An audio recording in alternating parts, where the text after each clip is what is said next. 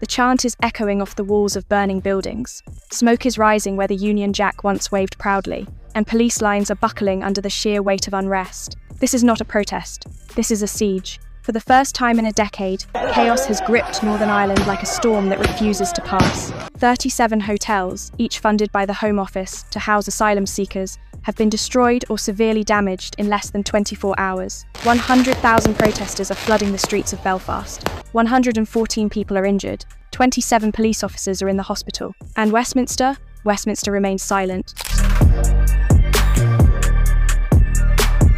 The nation is watching in horror as the government struggles to respond. Keir Starmer is nowhere to be seen, his staff is silent, and the people of Northern Ireland are realising that they are on their own. What you are witnessing is a record. It is the largest civil disturbance in the region since 2013, but the media will not tell you why these hotels are burning. They will call it thuggery. They will call it hate. But you need to listen to the voices on the ground. You need to listen to the chant that started it all.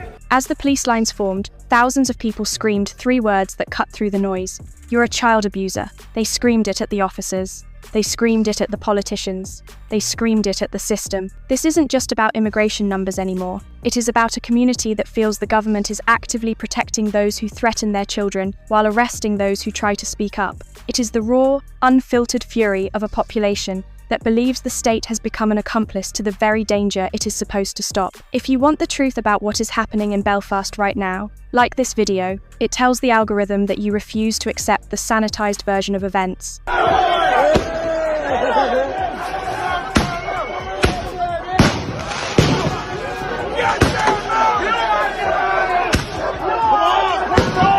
It began just after dusk on December 8th. At 6:57 p.m, Belfast city centre turned into a war zone.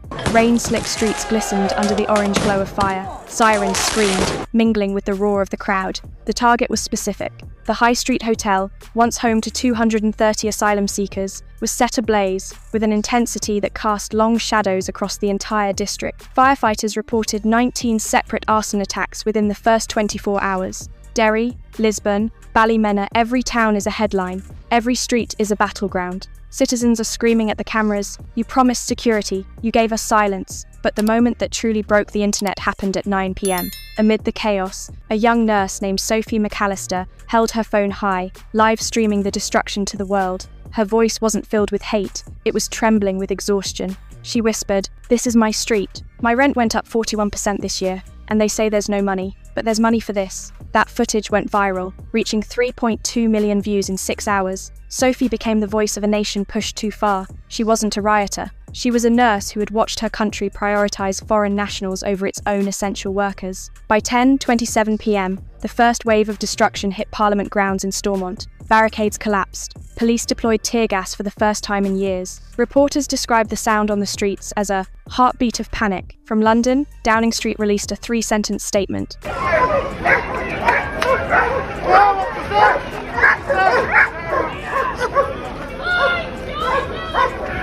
The Prime Minister condemns violence, assures public safety, and insists dialogue must continue. But dialogue ended when the first hotel fell. Intelligence briefings paint a grim picture that the government is trying to hide. MI5 regional desks report that 52 encrypted channels are coordinating crowd movements in real time. Drones are being jammed. Cellular towers in Coleraine have been burned to the ground to stop police communication. This is not a disorderly mob. This is a coordinated rejection of the state. An internal cabinet memo leaked just minutes ago reads, "Containment impossible, public mood volatile." By midnight, fuel distribution across Northern Ireland had dropped by 19%. Hospitals have switched to backup generators. Energy traders are flagging anomalies as oil depots report attempted blockades. Economists are now warning that if these riots spread to the mainland, supply routes to Liverpool and Glasgow could be paralysed within 48 hours. Yet, as Belfast burns, the Prime Minister sleeps. Social media is amplifying every second of this failure. The hashtag number #BritainOnFire has amassed 64 million impressions in 12 hours, eclipsing even the last general election. Clips of riot officers kneeling in front of screaming crowds are going viral with captions reading, "We serve the people, not the politicians. The system is failing, and the people know it." In Lisburn, thousands gathered around the ruins of the King's Crown Hotel. It was funded by the Home Office at £189 per night. per person. Following the incident, thousands of anti-immigration protesters took to the streets of Dublin. Bottles, stones, and fireworks were hurled at Irish police. Now, it is Ash. An elderly veteran, Thomas Reid, draped a Union Jack over his shoulders and told reporters, "I fought for this country, but I don't recognise it anymore." That is the sentiment that is fueling this fire. It is not just anger, it is grief. Grief for a country that seems to have been sold off, piece by piece, to a bureaucracy that cares more about optics than it does about the people who built it. Dawn has broken over Belfast, but the smoke has not cleared. In the cold light of day, the devastation is absolute. 37 hotels destroyed, £68 million in property damage, 114 people injured. But the most terrifying statistic isn't the cost of the bricks, it is the cost of the trust. At 9 a.m. this morning, a senior advisor whispered to cabinet insiders in London, "If we call this terrorism, we criminalise half the country. If we don't, we lose control of the rest." Keir Starmer says nothing. His aides report he stares, pale and unblinking, at live feeds of Belfast in flames. He knows that what is happening in Northern Ireland is not just a riot, it is a verdict. The crowds screaming at the police lines were not shouting at individual officers. They were shouting at a system they believe has turned against them. They are shouting because they feel the state has become an accomplice to the very danger it is supposed to stop, and the state has no answer. Instead, the infrastructure of Northern Ireland is being dismantled, piece by piece, by its own citizens.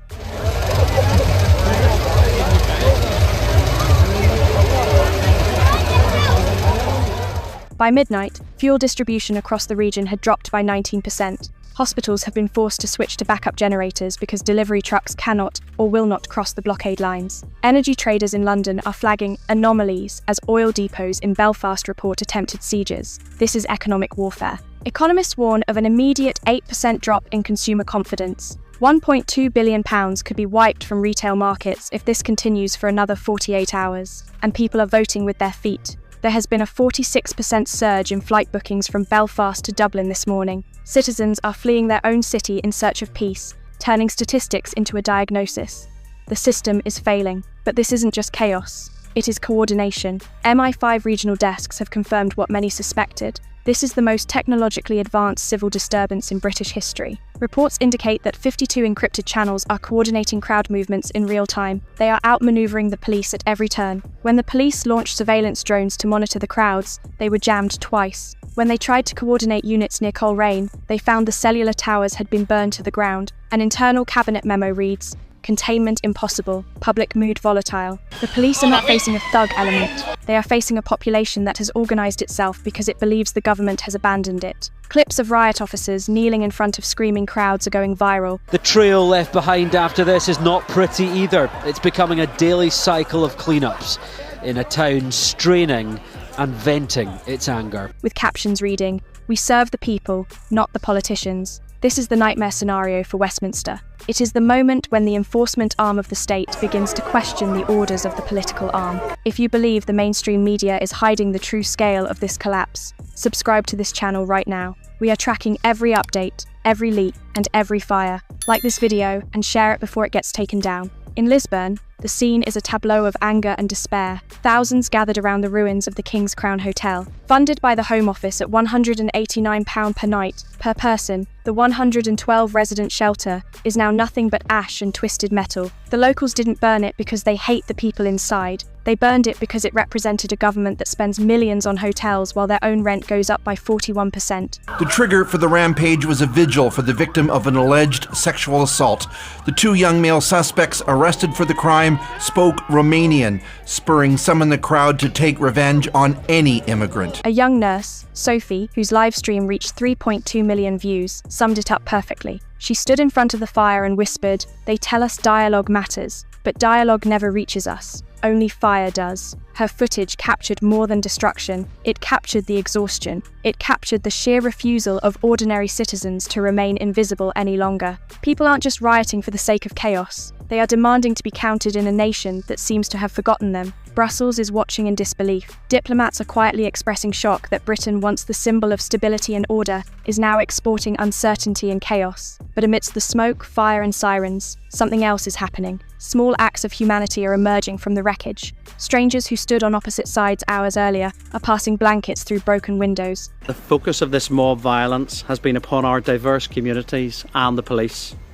This has no place in any right-thinking and civilised society. Volunteers in small churches are lighting candles for the injured Catholic and Protestant, immigrant and local alike. Even in the collapse, the community is trying to hold itself together, but they are doing it despite the government, not because of it. The fires in Belfast will eventually go out, but the question that started them will remain. Where is Westminster? As Northern Ireland burns, the silence from London is deafening. Prime Minister Keir Starmer has issued statements of concern. He has condemned the violence, but he has not stepped foot in the city. To the people on the streets, his absence is the final insult. It confirms what they have suspected for years, that they are being managed, not governed. Political words have become meaningless and ineffectual against the roar of the crowd. Inside Belfast, the human cost has become painfully clear. Hospitals are overflowing, corridors are lined with the injured police officers and protesters side by side.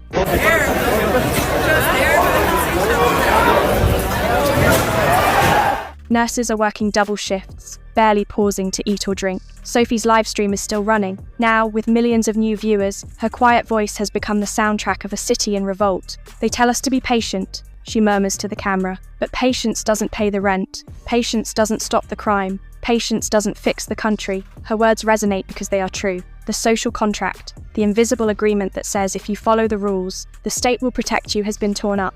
The government's inaction has transformed what might have been manageable protests into an uncontrollable national crisis. By refusing to address the root causes, the housing crisis, the two-tier policing, the feeling of cultural erasure, they have allowed the flames to spread. On Tuesday night protests, they turned violent. There were bottles, there were fireworks, there were bricks thrown at police. There's now a Section 8 order in place, ordering people to move. And now, a new narrative is emerging online. Britain on Fire has become more than just a hashtag. It has become a symbol of frustration and fury. Clips of officers kneeling in submission to angry crowds are circulating globally. These aren't images of defeat, they are images of exhaustion. Even the police know that something is fundamentally broken. Morale reports indicate a 29% drop across the region. Officers know they are risking their lives to enforce policies that their own communities despise. Dawn has come, but the questions remain unanswered.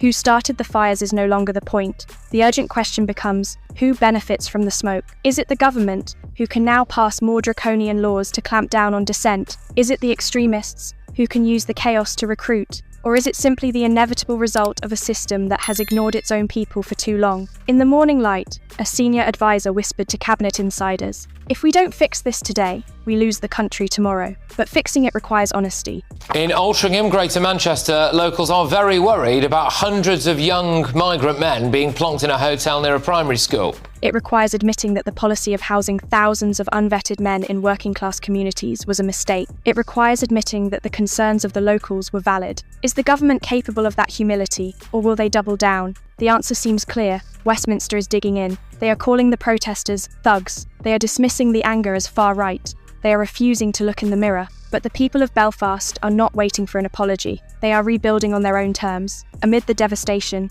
the resilience of ordinary citizens is shining through. Community efforts are growing in size and scope. In a burned hotel that had hosted asylum seekers, locals, the very people demonized by the media, have set up a temporary aid station. At least 1,000 protesters have clashed with police in southwest Dublin, throwing bottles and launching fireworks at authorities during an anti-immigration protest. They are distributing blankets, water, and food to everyone, to the displaced migrants, to the exhausted police, to their own neighbours. The riots were violent, but they also revealed something profound. Even when institutions fail, humanity endures. The chaos revealed that survival is not measured by government control, but by community connection. So, as we close this report, the story of Belfast is far from over. The 37 burned hotels are a scar on the landscape, but the silence from Westminster is a scar on the soul of the nation. I want to ask you one final question. It is the question that will define the next chapter of British history. Do you support the people of Belfast in their demand to be heard? Or do you believe the government is right to condemn them? Go to the comments right now. Type, "I stand with Belfast," if you believe the people have been pushed too far. Or type, "Stop the violence," if you believe the protests have gone too far. Let the world see the real public opinion. This channel will not stop covering this story. We will not look away when the mainstream media moves on. Subscribe now, hit the bell icon, and share this video with everyone who needs to wake up to the reality of what is happening in the United Kingdom. The fires may fade, but the anger is just beginning. Stay tuned.